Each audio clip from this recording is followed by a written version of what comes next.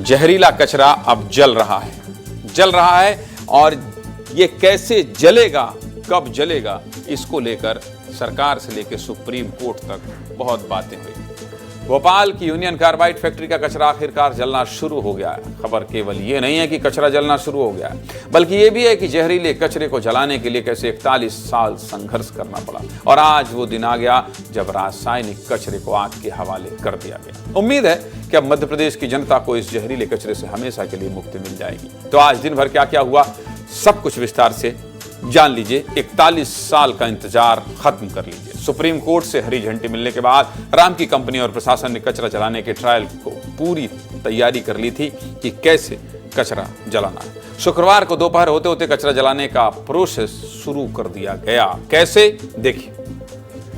कचरा जलाने का ट्रायल 3 चरणों में पूरा किया जा रहा है। पहले चरण में 10 टन कचरा करीब 900 डिग्री सेल्सियस तापमान पर जलाया गया।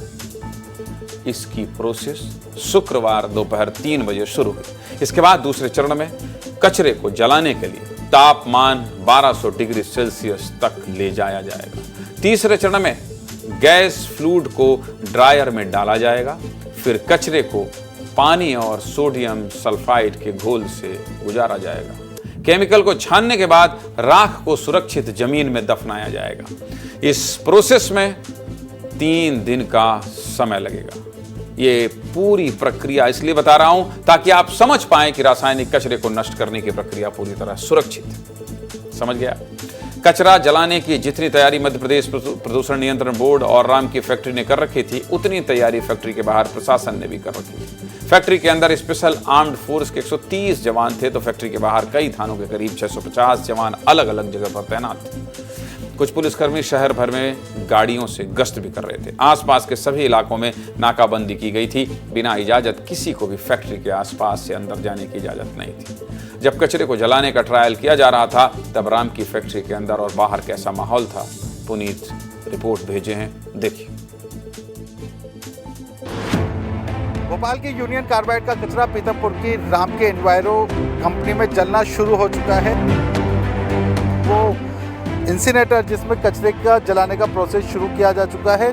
4 अलग अलग प्रोसेस से यह पूरा कचरा जलेगा और जो बची हुई गैसेस हैं जिसमें कुछ भी खतरनाक तत्व नहीं बचेगा, वह चिमनी के बाहर निकलेगी। तो सबसे पहले हमें प्लांट नज़र आ रहा है, वह इंसिनेटर है जहाँ पर कचरा डाला जा रहा है। कचरा है 5 कंटेनर में 10 टन कचरा आया था। हर कंटेनर में अलग अलग तरह का कचरा था। पूरे कचरे को मिक्स किया गया।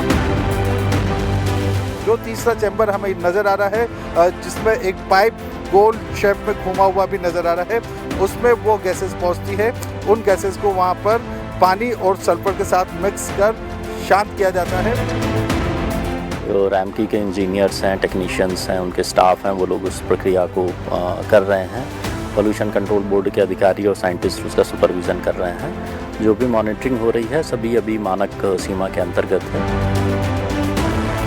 अंदर कचरा जलना शुरू हो गया है और कल से ही हम लोग इसके प्रिपरेशन कर रहे थे। अभी ये स्टार्ट हो चुका है। बिल्कुल ही साइंटिफिकली बिल्कुल ही कह सकते हैं कि प्रूफ है। वो जो इंसिनरेटर है, वो मशीन है, उसमें कचरा डाल रहे हैं और उसको वो जलाने की प्रक्रिया 800, 900, 1200 डिग्री सेंटीग्रेड पे कर रहे हैं।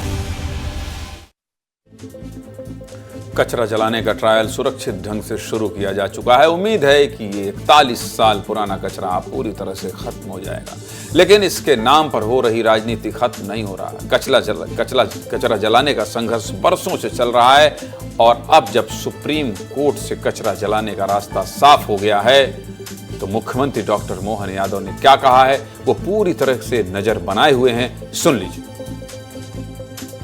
तो पटवारी में जितनी समझ है वो अपना काम कर रहे हैं। जिस चीज़ को सुप्रीम कोर्ट ने डिसाइड किया है, और ये उन कांग्रेस का ही कचरा था। भूल गए वो क्या कांग्रेस ने मौत बांटी थी भोपाल में। 10 लाख से ज़्यादा लोग यूनियन कार्बाइड में अगर मारे गए तो कांग्रेस के तत्कालीन प्रशासन की लापरवाही थी, और कांग्रेस ने सालों तक इस बीमारी को फैलाए रखा और वो एक तरफ भोपाल को मरने के लिए छोड़ गए और दूसरी तरफ डराने का काम कर रहे हैं। माफ़ी मांगना चाहिए, शर्म आना चाहिए उनको। इस पर जो राजनीति हो रही है उस पर कटाक्ष कर रहे थे डॉक्टर मोहन यादव और कह रहे थे कि इस तरह की बात जो 41 साल पुराना कचरा है जो कांग्रेस के ज़माने में हुआ उस पर इस तरह की बात कर रहे हैं। शर्म आनी चाहिए, उन्हें माफ़ी मांगना चाहिए।